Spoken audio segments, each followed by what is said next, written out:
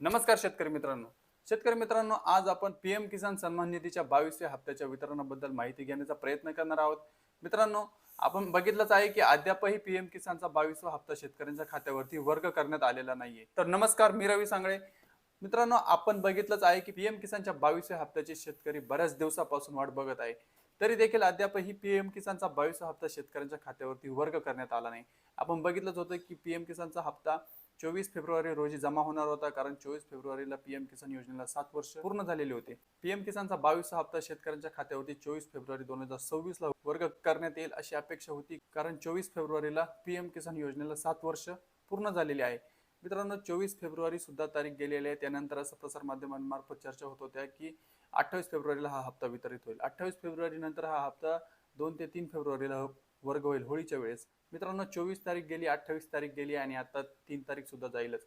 मित्रांनो, तरी देखील हा पीएम किसानचा हप्ता शेतकऱ्यांच्या खात्यावरती वर्ग करण्यात आलेला नाही. तर यामध्ये नक्की काय अडचण येत आहे? मित्रांनो, यामध्ये अडचण अशी कुठल्याही प्रकारची नाही. यामध्ये महत्वाचा मुद्दा असा आहे की तामिळनाडूचे इलेक्शन चालू होणार आहे आणि या तामिळनाडूच्या इलेक्शनची घोषणा ही मार्च महिन्यातच होणार आहे. आता हे इलेक्शन एप्रिलच्या शेवटच्या आठवड्यामध्ये किंवा मे महिन्यामध्ये चालू होतील, परंतु ह्या इलेक्शन बाबत जी घोषणा होणार आहे ती ह्या मार्च महिन्यातच होणार आहे. घोषणेदरम्यान किंवा या तामिळनाडूच्या इलेक्शनच्या प्रचारादरम्यान हा हप्ता वितरित होईल, आता अशा संभावना दिसून येत आहे.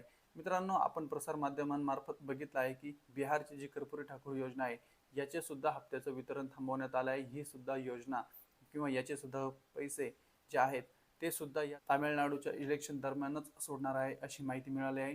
मित्रांनो, पीएम किसानचा 22वा हप्ता शेतकऱ्यांच्या खात्यावरती लवकरात लवकर वर्ग व्हावा अशी अपेक्षा आहे. मित्रांनो, आपण बघितलंच आहे की 4 महिने म्हणजे नोव्हेंबर महिन्याच्या पहिल्या आठवड्यामध्ये पीएम किसानचा हप्ता वितरित झाला होता. त्यानंतर नमो किसानचा हप्ता वितरित होणं गरजेचं होतं, परंतु नमो किसानचा हप्ता वितरित झाला नाही. त्यानंतर आपण बघितलं फेब्रुवारी महिन्यामध्ये बजेट आलं होतं. ह्या बजेटमध्ये सुद्धा नमो किसानच्या हप्त्याबद्दल कोणतीही अशी माहिती देण्यात आली नाही, किंवा या हप्त्याला किती प्रकारचा निधी मंजूर झाला अशी सुद्धा कोणती माहिती देण्यात आली नाही. निधी मंजूर झाला आहे की नाही हे सुद्धा सांगण्यात आलेले नाही. मित्रांनो, त्यानंतर महाराष्ट्रातील विधानसभेचं सुद्धा अधिवेशन चालू आहे. मित्रांनो, या अधिवेशनात सुद्धा कोणत्याही सत्ताधारी नेत्यांनी किंवा विरोधकांनी असा प्रश्न विचारला नाही की नमो किसान योजनेबद्दल माहिती द्या किंवा नमो किसानचा हप्ता शेतकऱ्यांच्या खात्यावरती वर्ग झालेला नाही, तर हा हप्ता अजून का वर्ग झालेला नाही याच्याबद्दल सुद्धा कोणतीही अधिवेशनात चर्चा झालेली नाही.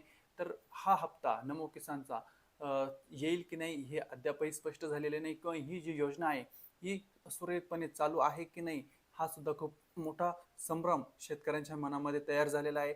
मित्रांनो, गेल्या 5 ते 6 महिन्यापासून हा हप्ता रखडलेला आहे आणि हा हप्ता जर अजूनही शेतकऱ्यांच्या खात्यावरती वर्ग होत नाही, तर नक्कीच याबाबत विचार करायला हवा की सरकार करतंय काय. तर नक्कीच याबाबत विचार करायला हवा की सरकार फक्त शेतकऱ्यांची दिशाभूल करण्याचा प्रयत्न करत आहे, शेतकऱ्यांना फक्त आश्वासन देत आहे. मित्रांनो, आपल्याला तर माहीतच आहे योजनेचं नाव आहे नमो किसान महासन्मान निधी, परंतु खरंच शेतकऱ्यांना सन्मान दिला जातोय का? मित्रांनो, हा विचार नक्कीच शेतकऱ्यांनी करायला हवा की आपल्याला खरंच सन्मान मिळतोय का, हे आश्वासन सरकार पूर्ण करतंय का. मित्रांनो, जसे जसे अपडेट आमच्यापर्यंत येईल तसे तसे अपडेट आम्ही आपल्यापर्यंत पोहोचवण्याचा प्रयत्न करणार आहोत. मित्रांनो, अशाच अपडेट्ससाठी आमच्या चॅनलला सबस्क्राईब करून ठेवा.